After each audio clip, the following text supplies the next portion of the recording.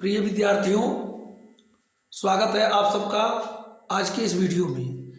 आज का ये जो वीडियो है, इस वीडियो में जो ये क्वेश्चन दिखाई दे रहा है, यह द्विघात समीकरण का जो है कक्षा 10 का जो है एनसीईआरटी बुक से क्वेश्चन है। ये बोर्ड की परीक्षा के लिए बहुत ही महत्वपूर्ण क्वेश्चन है। तो देखिए ये हल कैसे होगा। एक रेलगाड़ी एक समान चाल से 360 किलोमीटर की दूरी तय करती है। यदि यह चाल 5 किलोमीटर प्रति घंटा अधिक हो तो उसे यात्रा में यह रेलगाड़ी 1 घंटा कम समय लेती है। तो रेलगाड़ी की चाल क्या कीजिए। ठीक है, ये क्वेश्चन है। तो रेलगाड़ी की चाल नहीं पता है तो रेलगाड़ी की चाल मानेंगे। मान लिया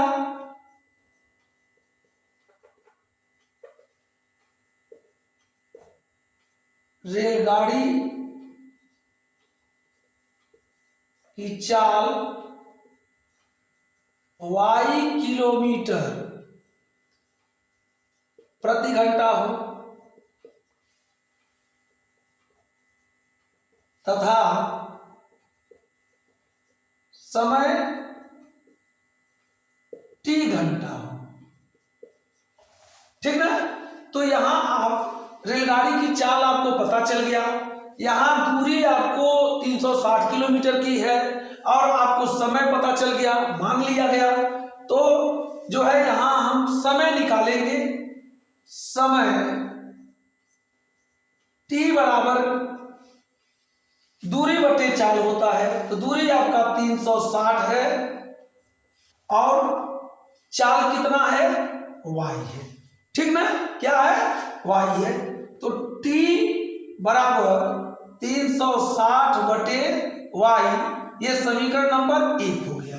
समीकरण नंबर 1 हो गया। अब कह रहा है कि यदि यह चाल 5 किलोमीटर प्रति घंटा अधिक हो तो उसे यात्रा में यह रेलगाड़ी 1 घंटा कम समय लेती है। तो रेलगाड़ी की चाल ज्ञात कीजिए। अब क्या होगा, 5 किलोमीटर चाल अधिक हो जाती है।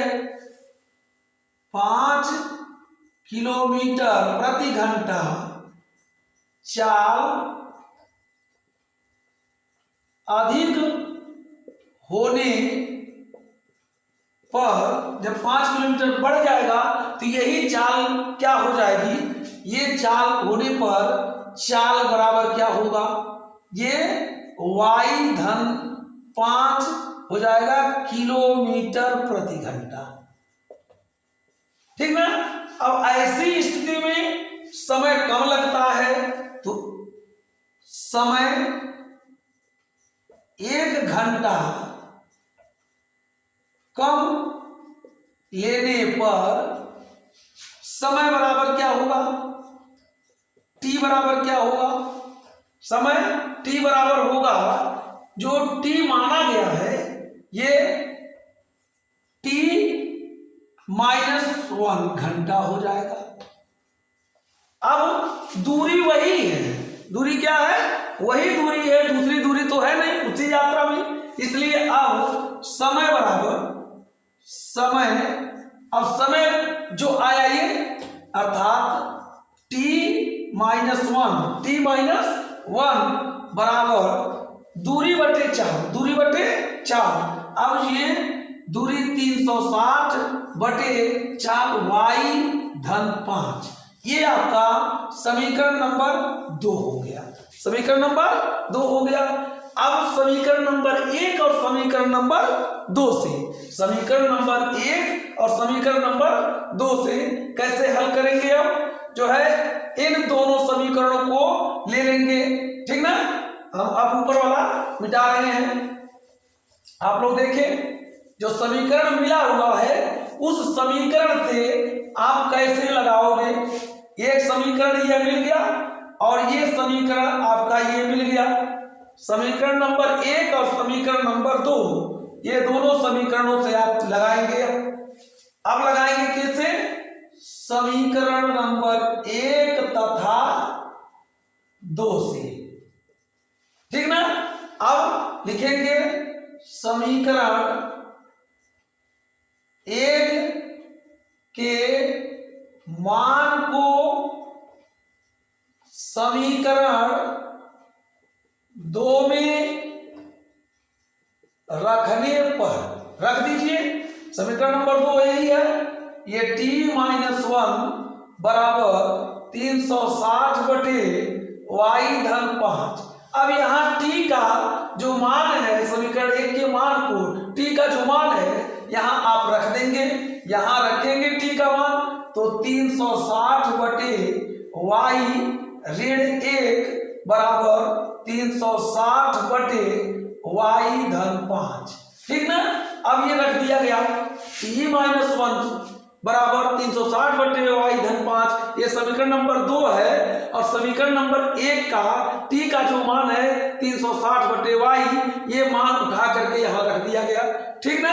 अब इन सब का काम खत्म हो गया, अब रख दिया गया। अब इसी को हल करेंगे। अब 360 ऋण y बटे y बराबर 360 बटे y धन 5। अब इसका गुणा इसमें करेंगे, 360 ऋण y गुणे y धन 5 बराबर 360 गुणे y। अब ये गुणा कर लेंगे।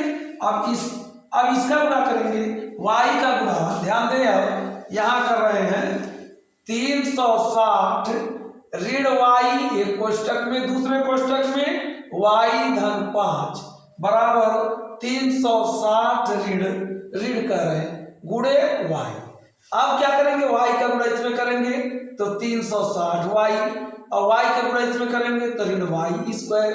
अब 5 का गुणा इसमें करेंगे तो धन है, यहाँ धन धन का धन, तो 5 सुना है 0 और 5 6 का 30 को 0, 5 या 15 3 1800 हुआ। अब ये 5 का गुणा इसमें कर लेंगे, ऋण 5y, ऋण 5y, धन और ऋण का ऋण होगा बराबर 360y। अब 360y से 360y कट गया, ऋण y स्क्वायर धन 1800 ऋण 5y बराबर 0। अब ऋण y स्क्वायर ऋण 5y बराबर ऋण 1800। अब इधर उठा लाइए, या जब इधर लाएंगे धनात्मक हो जाएगा, इसलिए इधर भी ऋण है, इधर भी ऋण है, इधर भी ऋण है, सब ऋण खत्म हो जाएगा। y स्क्वायर OR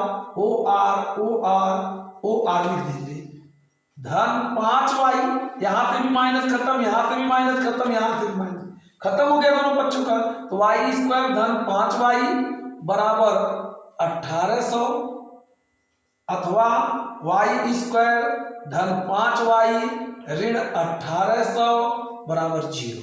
अब इस 1800 का खंड करेंगे, 1800 का खंड करेंगे तो 2 9 18 900, 2 से फिर 4500, फिर 2 से 2 दूना 4, 2 दूना 4 और 2 दूना 4, 2 5 10। फिर किससे कटेंगे, 2 से नहीं कटेगा या 5 से कटेगा, 5 चौके 20 और 5 बचे 25। अब क्या करेंगे, 5 9 45, अब 2 दूना 4 दूना 8, बचे 40 और 5 9 45। अब 45 में से 40 को घटा दिया जाए तो कितना आ जाएगा, 5 आ जाएगा, इसलिए यही उठा करके यहाँ रख देंगे। वो आप 5y स्क्वायर धन 45 ऋण 40 इंटू y ऋण 1800 बराबर 0। अब y स्क्वायर धन 45y ऋण 40y ऋण 1800 बराबर 0। यहाँ y कॉमन हो जाएगा, y धन 45 हो जाएगा, यहाँ ऋण 40 कॉमन हो जाएगा, तो यहाँ y हो जाएगा और ऋण ऋण का धन 40 से भाग देंगे तो 45 आएगा बराबर 0। अब y धन 45 y ऋण 40 एक क्वेश्चन में बराबर 0। अब y धन 45 बराबर 0 तो y बराबर ऋण 45, यह अमान्य होगा, क्योंकि चाल ऋणात्मक नहीं हो सकती, वो जीरो से बढ़ के होगी, ये जीरो से कम है। और यहाँ अब जो है y ऋण 40 बराबर 0, तो y बराबर 40 यही होगा। y जो चाल आया है, y का मान यही जो है 40 किलोमीटर प्रति घंटा, यही आंसर होगा। ठीक ना। इसी तरह से ये क्वेश्चन लगेगा, बहुत ही इंपॉर्टेंट क्वेश्चन है बोर्ड की परीक्षा के लिए। ठीक ना। यदि आपको यह वीडियो अच्छा लगे तो आप लोग लाइक करें, सब्सक्राइब करें। धन्यवाद।